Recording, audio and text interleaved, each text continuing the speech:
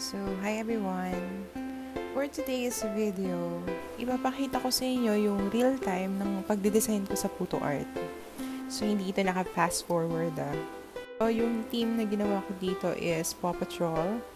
And ito yung parang pinaka-simpleng design na naisip ko kasi nagawa ko na siya before actually. Kaso hirap na hirap talaga ako kasi yung buong drawing talaga yung ginawa ko, which is yung mga heads ng mga dogs.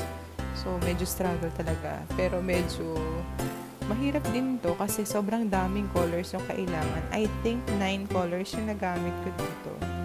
Pero enjoy naman kasi ang dali lang din naman yung gawin. Kaya ni-real time ko yung pagde-design ko para makita nyo rin yung details kung paano ko siya ginagawa. And itry nyo na rin siya. Actually, masaya tong gawin with your kids or may mga bata. Lalo na ngayon, di ba? Mostly nasa bahay lang naman sila. So, parang magandang bonding moment na rin itong paggagawa ng photo art. Kasi marami na ako nakikita sa group na sinasama yung kids nila while doing photo art. Sobrang, wala, ang happy lang tingnan.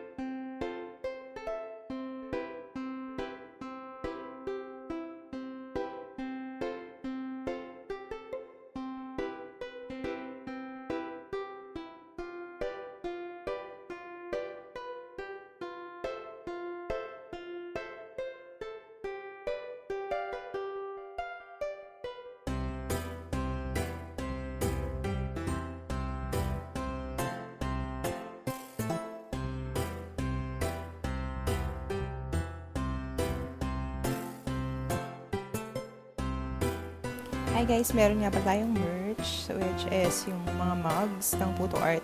Meron din actually yung Puto Artist na mug, hindi ko na nailagay dito sa screen. So, ayun siya. Mabibili nyo siya sa page ng Puto Art. Ayan, nasa taas na corner. Yun, check nyo na.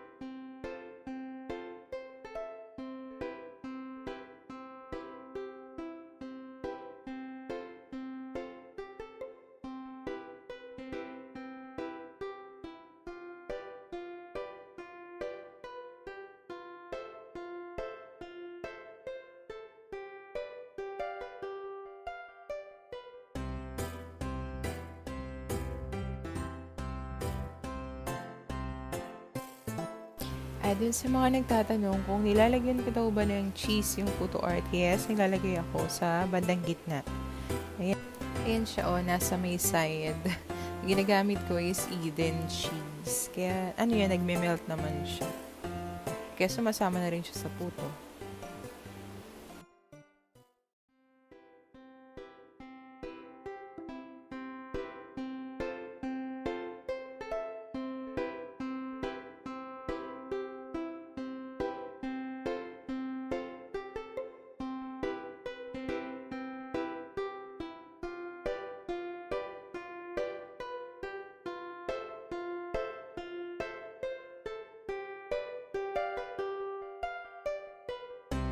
Puro piping bag din pala yung ginamit ko dito sa pagde-design ko dito. Wala akong ginamit na squeeze bottle.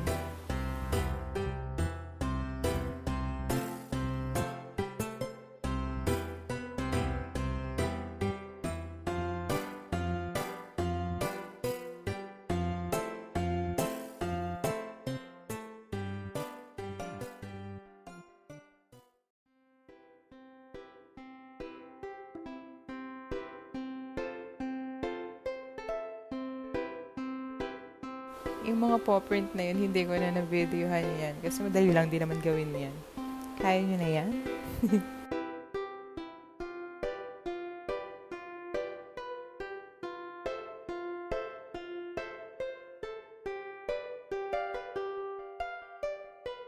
Ito pala yung sinasabi ko guys, na pag medyo matingkad yung color na kailangan, pwede nyo lang ilagay na lang sa ibabaw. Hindi nyo na kailangang kulayan yung buong puto. Para tipid na rin sa food coloring, syempre. So, ganun yung ginawa ko dito. Gray kasi yung color na kailangan ko. So, ganyan na lang. Medyo matrabaho nga lang, pero mas matipid yun. Saka, diba, less food coloring yung magagamit mo. At less food coloring din yung makukonsume nung kakain ito.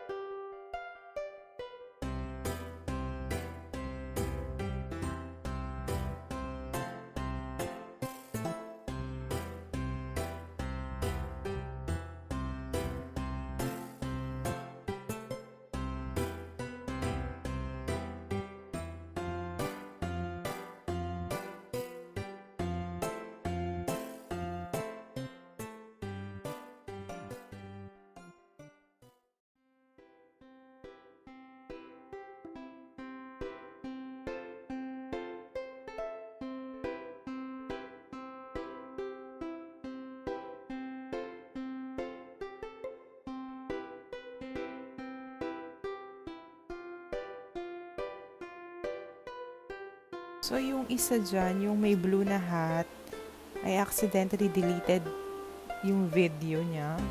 So, ayan na lang. Picture na lang yung natira. So, ayan siya. Pag naluto, nakita nyo naman, sobrang floppy niya. Wala talagang palpak, kahit isa. So, bumili na kayo ng mugs para makuha nyo yung original recipe ng PutoArt. Thank you!